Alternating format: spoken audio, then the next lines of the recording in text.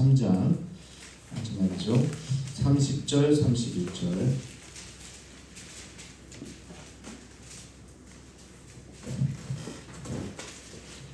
느헤미야 13장 30절 31절 말씀 우리 한 목소리로 같이 공독하겠습니다. 시작. 내가 이와 같이 그들에게 이방 사람을 떠나게 하여 그들을 깨끗하게 하고 또 제사장과 레위 사람의 반열을 세워 각각 자기의 일을 맡게 하고 또 정한 기한에 나무와 처음 익은 것을 드리게 하였사오니 내 하나님이여 나를 기억하사 복을 주옵소서. 아멘. 사랑하는 성도 여러분 평안하십니까? 아멘. 새해의 특별 새벽 기도회 배대 기도회 대장정의 마지막 아침이 밝았습니다. 지난 21일간 새벽을 깨우면서 이 자리를 지켜주신 모든 성도님들을 주님의 이름으로 축복합니다. 아멘. 이 자리까지 걸어오셨던 발걸음 하나하나 졸린 눈을 비비면서 드린 기도 한마디 한마디를 우리 하나님께서 기억하고 계신 줄로 믿습니다. 아멘. 자, 어제 우리는 아름다운 봉헌식을 보았는데요. 성벽을 완공하고 나서 하나님께 감사 예배를 드리는 장면, 축제의 한 장면을 살펴보았습니다. 예루살렘이 즐거워하는 소리가 저 멀리까지 들렸다. 하나님을 찬양하는 소리가 주변 모든 지역에까지 울려 퍼졌다. 이게 전도라고 말씀을 드렸는데요. 보통 영화라면 여기서 자막이 올라가고 해피엔딩으로 끝나야 되는데 하지만 느헤미야서는 12장의 축제로 막을 내리지 않습니다. 아니 봉헌식 하면 끝내야 되는 거 아닙니까? 그래서 어제 봉헌식 우리가 했는데 목사님 21차에 그냥 끝내야 되는 거 아닙니까? 왜 봉헌식도 끝났는데 한 번 더 모입니까? 네, 그런 질문도 우리가 했긴 했는데요. 자, 오늘 보니까 이 축제가 여기서 마무리되지 않고 마지막 13장이 남아있다는 사실입니다. 그리고 이 마지막 장에 충격적인 반전이 기다리고 있습니다. 왜 성경은 이 불편한 13장을 굳이 넣었을까요? 우리 좋게 끝내면 좋은데 부끄러운 이야기를 왜 담아놨을까? 이 화려한 축제로 끝나면 안 되는 이유가 있었기 때문에 그렇습니다. 세일의 마지막 날에 우리가 들어야 할 가장 중요한 메시지는 팡파르가 울리는 결말이 아니라 이 비장하고 묵직한 영적 현실이다. 우리의 현실도 여기와 같기 때문에 그렇습니다. 자, 느헤미야가요 총독 임기를 마치고 잠시 페르시아로 돌아간 사이에 기막한 일이 벌어집니다. 여러분 기억하십니까? 우리가 6일차에 만나봤던 대제사장 엘리야십, 이분이 누구였죠?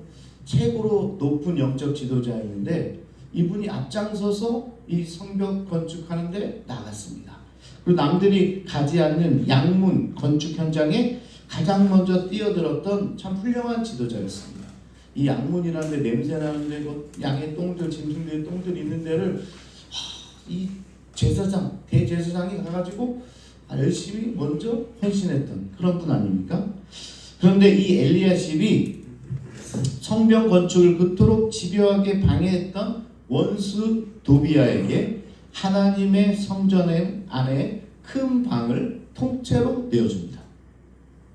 우리 산발랏 도비아 우리 너무 많이 들었잖아요. 얘네들이 얼마나 이 성벽 건축하는 걸 방해했어요. 그런데 누가 지금 제사장이 도비아에게 성전의 좋은 방을 그냥 턱 하나 내준 겁니다.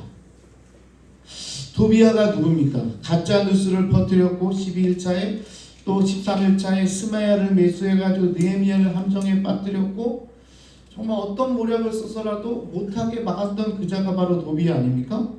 근데 도비아가 이제는 하나님의 전에 딱 안방을 차지하고 있다. 밖에서 뚫지 못한 성벽을 안에서 문을 열어준 꼴입니다. 밖에서 아무리 해도 그냥 철저하게 막아냈는데 안에서 아예 문을 열고 어서 오십시오 했던 거예요. 그것도 평신도가 아니라 대제사장이 가장 앞장섰던 사람이 가장 먼저 무너졌습니다. 우리도 그럴 수 있어요. 가장 앞장섰던 사람들이 무너질 수 있다. 우리도 헤브론 교육관 지어놓고 가장 앞장섰던 목사님, 장로 가장 먼저 무너질 수도 있다는 게 현실이다라는 겁니다. 뿐만 아닙니다. 백성들은요 안식일에 장사를 하기 시작했고 다 못하게 했었잖아요. 그런데 11조가 끊어지고 또다시 레위인들은 도망가고 이방인들과 통혼하기 시작합니다.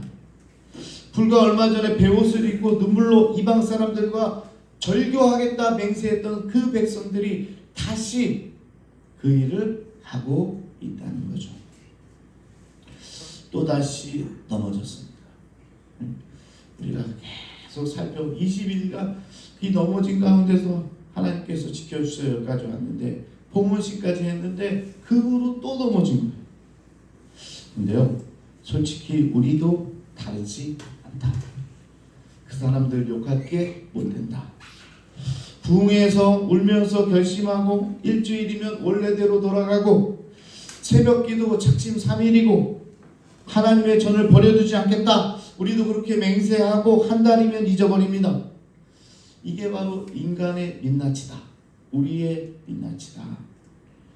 그래서 우리에게 12장의 화려한 축제가 아니라 13장의 뼈아픈 경고가 필요한 겁니다. 왜 13장이 있어야 되느냐? 바로 우리의 모습을 담고 있기 때문에 그렇다. 김대중 목사님은 일어서고 싶다라는 책에서 이렇게 이야기하더라고요. 인생은 끝없는 항해와 같아서 예고 없이 찾아오는 거친 폭풍 후에 넘어질 수밖에 없다. 넘어지는 게 당연하다. 넘어지는 것을 피할 수 없다면 우리는 넘어질 때마다 다시 일어나는 법을 배워야 된다. 넘어지지 않는 것을 배우는 게 아니고요. 넘어질 수밖에 없어요. 넘어져야 또 배우게 되는 겁니다. 그러나 다시 일어날 수 있는 방법, 그게 뭘까? 그것을 배워야 우리가 앞으로 살아갈 수 있다라고 얘기하는 거죠. 참으로 은혜로운 사실은요, 느헤미야가 이 절망적인 상황을 보고 포기하지 않았고 다시 본국으로 돌아옵니다. 저 같았으면 안 왔을 것 같아요. 야, 페르시아 거기 지금 잘 지내고 있잖아요. 높은 자리에 있잖아요. 그리고 한번 갔다 왔잖아요. 성벽도 다 재건하게 했잖아요. 그랬으면 됐지. 뭘 또 저러고 있냐? 아유, 쟤네들은 내가 진짜 포기해야 되겠다. 그냥 포기했을 것 같아요. 저 같으면. 아유, 저분은 안 되겠다. 그냥 뭐 그렇게 사시라고 해야 되겠다. 그냥 포기하고 싶은 마음이 있죠. 그런데 오늘 이 느헤미야는 다시 돌아와서 이 세 가지 개혁을 단행하고 있는 겁니다. 느헤미야도 참 대단한 분이시죠. 첫째, 도비아의 세간을 성전 밖으로 다 내던져 버립니다. 그리고 성전을 정결하게 하죠. 와보니까 도비아가 살고 있어요. 그래서 도비아한테 허락도 안 맞았겠죠. 그냥 다 도비아의 물건을 성전 밖으로 그냥 다 내던져 버립니다. 하나님의 전을 깨끗하게 하는 거죠. 둘째, 해지기 전에 성문을 걸어닫고 안식일에 장사꾼들이 장사하지 못하도록 또 내쫓습니다. 성전을 성전답게 만드는 거죠. 또 세 번째, 도망간 레위인들을 다시 불러다 모아가지고 다시 예배를 회복하게 합니다. 지난번에도 봤잖아요. 레위인들은 백성들이 11조를 먹고 여기 예배를 인도하고 돕는 분들인데 11조가 끊어지니까 이분들이 자기 살 길이 없으니까 밥 벌어 먹으려고 나가는 거 아니에요. 그러니까 다시 회복시켜서 이분들이 일할 수 있도록 만들었다라는 겁니다. 여기서 우리가 배울 점은 느헤미야의 단호함이 아닙니다. 물론 이 단호함도 중요한데 그냥 다 세간에 있는 걸 다 내던지고 못하게 하고 그런 단호함도 중요하긴 한데 더 중요한 것은 바로 이 다시라는 단어다. 다시라는 단어. 다시 시작하는 겁니다. 다시 돌아와서 다시 내쫓고 다시 세우고 다시 회복시켰다. 이게 오늘 13장에서 이야기하고 싶은 성경의 이야기입니다. 우리 또한 실수하고 넘어지고 또 실패할 수 있다. 그러나 다시 일어서라. 이게 성경이 우리에게 해주고 싶은 이야기인 거죠. 성경은 한 번도 넘어지지 않는 완벽한 슈퍼맨의 이야기를 담고 있지 않습니다. 우리가 그렇게 좋아하는 요셉, 그렇게 좋아하는 다윗, 그렇게 좋아하는 그런 분들도 다 실수가 있는 거예요. 성경은 예수님 빼고요 완벽한 사람을 기록하고 있지 않아요. 다 실수투성이의 사람들의 이야기입니다. 오히려 넘어져도 다시 일어나는 사람들의 이야기가 바로 성경의 이야기다. 잠언 24장 16절에 대저 의인은 7번 넘어질지라도 다시 일어나니와 이렇게 이야기하고 있어요. 몇 번이나 넘어졌다고요? 7번 넘어져도 다시 일어나. 여러분 7번까지는 안 넘어졌잖아요 지금. 인생을 살면서 한두 번 계속 넘어지고 실수하는데 의인은요 그래도 다시 일어서는 겁니다. 넘어지는 것 자체가 문제가 아니라 넘어진 채로 세상과 타협한 채로 그냥 누워있는 게 진짜 문제가 하는 겁니다. 그래서 우리는 다시 일어나는 법을 배워야 된다. 자, 무너졌을 때 우리가 가장 먼저 해야 되는 오늘 느헤미야처럼 그럼 어떻게 다시 일어나냐? 예배를 회복하는 것. 여러분들 실패와 좌절 가운데 있을 때 어떻게 다시 일어날까? 뭐를 먼저 하라고요? 하나님께 예배하고 예배의 장소에 다시 가는 겁니다. 우리가 주일을 지키는 게 아니라 주일이 우리를 지켜준다 이런 말이 있습니다. 이런 말 들어보셨어요? 우리가 주일을 지킨다고 하잖아요. 근데 사실은 주일이 우리를 지켜준대. 우리는 그냥 주일만 나가면 주일에 나가서 예배만 하면 우리의 삶을 지켜주는 건 오히려 주일이라는 사실입니다. 이 구별된 성일이 우리의 삶을 지켜주고 있다. 내가 무너졌다고 느낄 때일수록 내 마음의 도비아를 내쳤고 다시 십자가 앞으로 다시 기도의 자리로 다시 예배당으로 나올 때 우리는 일어설 수 있다는 겁니다. 교회 중증장애아의 어머니가 있었는데요. 아이가 3살 때부터 매일 새벽 어머니는 아이를 업고 교회에 나와서 기도하셨답니다. 비가 오나 눈이 오나 아이가 밤새 울어도 한숨도 못 잤어도 무조건 아이를 업고 나왔대요. 중증아이니까 얼마나 힘들었겠어요. 그냥 걸어오는 것도 아니고 들쳐업고 나온 거죠. 교인들은 잘 몰랐습니다. 아이가 혹시나 소리를 지를까봐 어머니는 매일 새벽 예배당 맨 뒷자리에서 구석에서 조용히 기도하고 돌아갔기 때문에 그런 거죠. 새벽 기도회가 다 끝나고 불이 꺼진 빈 예배당에서 교회 목사님은 우연히 그 어머니의 눈물의 기도를 듣게 되었는데요. 이렇게 기도하셨다고 그래요. 하나님, 사람들은 이 아이를 보고 불쌍하다고 찢찢 혀를 찹니다. 그런데 하나님, 저는 이 아이가 하나님이 제게 주신 가장 귀한 선물인 줄로 믿습니다. 이 아이가 아니었다면 제가 어떻게 매일 새벽 이 자리에 나와 무릎을 꿇었겠습니까? 이 아이가 저를 살렸습니다. 하나님, 제 눈물의 기도를 기억해 주십시오. 이 불쌍한 내 아이를 꼭 기억해 주십시오. 그렇게 기도했다고 그래요. 기도를 듣고 계셨던 목사님은 그 자리에서 소리 없이 울었다고 고백하더라고요. 아무도 알아주지 않은 예배당 맨 뒷자리, 세상에 스포트라이트가 하나도 없는 깜깜한 새벽. 하지만 여러분, 세상 아무도 몰랐어도 하나님은 아셨다. 하나님은 그 어머니의 눈물을 똑똑히 기억하고 계셨다. 저도 기도원 사역할 때 중증 장애아를 데리고 오는 한 성도가 있었어요.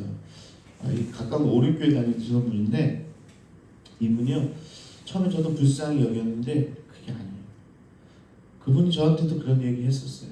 그러니까 기도원에 나와서 그렇게 기도하는 그런 신앙인이 아니었습니다, 목사님. 그런데 아이가 있으니까 저 월요일 목요일 집회 때마다 이 아이를 데리고 와가지고 같이 기도하고 내 신앙생활을 지켜주는 게 다름 아닌 이 아이였더라. 그래서 오늘도 꼭 와서 그 아이 안수기도 해달라고 해서 제가 해줬던 기억이 있어요. 한번 예배 시간에 막 소리 질러가지고 막은 적도 있지만 그래도 그 권사님 지금도 기억이 나요. 10년 전인데 아이 때문에 나의 신앙을 지킬 수 있었고 매일같이 하나님 우리 아이를 지켜주시고 기억해달라 그렇게 기도하는 거죠. 자, 느헤미야서 전체 대단원의 마지막 31절을 한번 보세요. 내 하나님이여 나를 기억하사 복을 주옵소서. 이 기도가 결말입니다. 내 하나님이여 나를 기억하사 내게 복을 주옵소서. 얼마나 중요한지 13장에 3번에 걸쳐서 나오는데요. 느헤미야는 140년이나 방치된 성벽을 52일 만에 세웠고 위대한 영적 부흥을 일으켰습니다. 세상의 눈으로 보면 역사의 길이 남을 위인이었어요. 대단한 사람이죠. 그런데 그는 자기 이름이 역사책에 남기를 원치 않았어요. 사람들의 박수 갈채도 원치 않았다는 겁니다. 오히려 이렇게 기도하는 거예요. 하나님, 제가 쏟은 눈물과 땀방울은 사람들은 몰라줘도 좋으니 오직 당신만 기억해 주시기를 원합니다. 야, 이게 느헤미야의 마지막 유일한 소망이었다는 겁니다. 엄청난 일을 한 거잖아요. 네? 대단한 이 이스라엘 백성들 가운데서도 없는 위인이잖아요. 근데 그가 자기가 한 일이 아니라 하나님께서 저를 제발 기억해달라. 이 기억하다 이 자칼은요, 단순히 머릿속에 저장해 둔다는 뜻이 아니고 기억하시고 반드시 행동으로 갚아주신다는 그런 뜻입니다. 사람의 기억은 아침 이슬처럼 날아가지만 하나님의 기억은 영원할 줄로 믿습니다. 그리고 하나님께서 지금도 여러분을 기억하고 계십니다. 자, 21일간 이 자리에서 기도하신 여러분들의 수고를 저는 모릅니다. 여러분의 상황이 어떤 상황인지 몰라요. 누가 며칠을 나왔는지, 누가 새벽에 몇 시에 일어나야 이 자리에 나오는지, 누가 어둠 속에서 얼마나 먼 길을 걸어왔는지, 누가 아침에 일도 해야 됨에도 불구하고 그것을 다 뒤로 제쳐놓고 여기에 나왔는지 저는 모릅니다. 하지만 하나님은 아십니다. 그리고 하나님은 기억하십니다. 여러분의 눈물 한 방울, 기도 한마디까지 하나님께서 기억하고 계신다. 회복은요, 한 번의 이벤트로 끝나지 않습니다. 멈추지 않는 마라톤이다. 목회도 그런 것 같아요. 또 신앙생활도 그런 것 같아요. 한 번의 이벤트로 탁 바뀌는 게 없어요. 우리는 신앙의 마라톤을 뛰고 있는 선수입니다. 때로는 지치고 힘들 수도 있지만 다시 뛰는 거예요. 그게 회복이라는 겁니다. 내일 당장 우리 삶에 또다시 위기가 찾아오고 우리 마음의 방에 이 도비아가 밀고 들어올지 모릅니다. 그때마다 포기하지 마십시오. 7번 넘어져도 다시 일어나는 것, 내 마음의 도비아를 쫓아내는 것, 무너진 예배의 단을 다시 쌓아 올리는 것, 그리고 하나님이여 나를 기억하옵소서 다시 무릎 꿇는 것, 이게 진짜 믿음입니다. 오늘 계속 이야기하는 거예요. 여러분 신앙생활하면서 안 쓰러지려고 하는 게 아니라 쓰러질 때마다 오늘 말씀을 기억하시고 다시 일어서기를 축복합니다. 자, 이렇게 새해의 특별 새벽 기도회가 끝났습니다. 이제 다 끝났죠. 하지만 우리의 기도는 끝나지 않을 겁니다. 우리 장로님 기도 제목처럼 우리의 기도는 어떻게 보면 지금부터 시작일 수도 있습니다. 교육관이 완공되었을지라도 다음 세대를 향한 우리의 영적 건축은 주님 오시는 그날까지 계속될 줄로 믿습니다. 이제 우리 모두 장애아를 품었던 그 어머니의 기도처럼 하나님, 이 21일간 쏟아부은 제 기도를 기억해 주옵소서. 그리고 우리 성산교회 눈물의 기도를 기억해 주옵소서. 우리가 세울 교육관과 우리 아이들의 영혼을 주님 기억해 주옵소서. 이 기도로 21일간의 대장정을 올려드립니다. 주여 기억하시고 받아 주옵소서. 하나님은 우리를 저버리지 않을 줄로 압니다. 성산교회에 하나님의 손길이 영원히 있음을 믿습니다. 우리 같이 찬양하고 기도하겠습니다.